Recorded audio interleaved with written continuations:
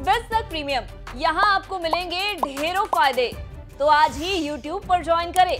Business premium membership 159 रुपए से शुरू।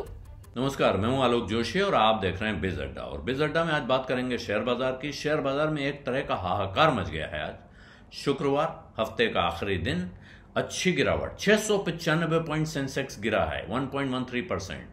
निफ्टी 18,100 के नीचे पहुंच गया है, जो उसके लिए एक अच्छा लेवल माना जा रहा था कि इसके ऊपर अब बाहर आने वाली है। फिर क्या हुआ है? तो हुआ यह है कि जो देश के दो सबसे जबरदस्त इन्वेस्टर रिटर्न देने वाली, वेल्थ क्रिएशन करने वाली कंपनियां हैं, एचडीएफसी और एचडीएफसी बैंक, उनकी तरफ से बाजार को झटका लग गया है। जो निवेशकों की आंखों का तारा रही हैं जो दोनों कंपनियां, वो आज एकदम से कह सकते हैं कि आंख के कांटे की तरह आ गई हैं, आंख में कंकड़ की तरह महसूस हो रही हैं। वजह यह है कि इन दोनों में जबरदस्त गिरावट आई है, दोनों में, और उसकी वजह से शेयर बाजार में जो गिरावट है वो आपको दिखाई पड़ रही है। इनकी गिरावट का आलम यह है कि आप अगर पैक देखेंगे 5.5% दोनों की गिरावट आ रही है। और वजह क्या है? वजह बताई जा रही है कि एमएससीआई ने अपना हिसाब लगाया है, मॉर्गन स्टैनली कैपिटल इंडेक्स ने, और उसके हिसाब से जब ये दोनों कंपनियों का मर्जर हो जाएगा, जो कि होने जा रहा है, इसका ऐलान हो चुका है, काफ़ी दिनों से उसकी तैयारियां चल रही हैं, तो एचडीएफसी और एचडीएफसी बैंक जब मिल जाएंगे तो एक छोटा सा आउटफ्लो कह रहे हैं, स्लाइट आउटफ्लो, 150 से 200 मिलियन डॉलर, 15 से 20 करोड़ डॉलर का इन्वेस्टमेंट निकलेगा इन कंपनियों में से, जो मर्ज एंटिटी होगी। इसमें जो विदेशी निवेशकों ने पैसा लगा रखा है वो इतने के शेयर बेचेंगे, 15 से 20 करोड़ डॉलर के शेयर बेचेंगे। ये खबर बाजार को परेशान करने के अंदाज में आई और इसी वजह से इन दोनों कंपनियों में तेज गिरावट दिखाई पड़ी है। लगा कि भाई जब वो बेचेंगे तो भाव गिरेगा, तो उससे पहले अभी बेच के निकल लो, फिर देखा जाएगा जब गिरा हुआ भाव होगा। जो ट्रेडर होते हैं वो इसी तरह सोचते हैं, ये डे ट्रेडर हो या पोजिशनल ट्रेडर, जो बड़े बहुत बड़े भी हो सकते हैं, कोई ऐसा नहीं कह रहा हूं कि छोटा मोटा ट्रेडर, बड़े बड़े करोड़ों के, सैकड़ों करोड़ों के सौदा करने वाले ट्रेडर भी यूं सोचते हैं, अगर इस शेयर में कोई गिरावट आने वाली है तो अब हमें उस गिरावट का लाभ कैसे उठाना है, ये सोचना चाहिए। इस वजह से बाजार में आज ही गिरावट आ गई है, उसमें ये झटका लगा है और ये दोनों टॉप लूजर हैं आज के।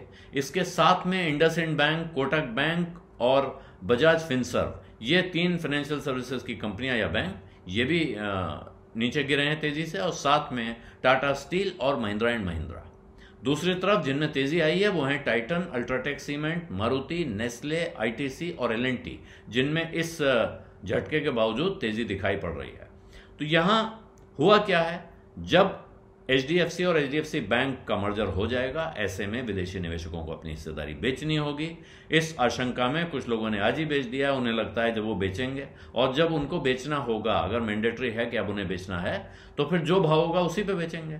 तो ये भी कह सकते हैं कि लोग कोशिश कर रहे हैं कि फिर सस्ते में माल बिक जाए, वो सस्ते में बिकेगा, दूसरे सस्ते में खरीदेंगे।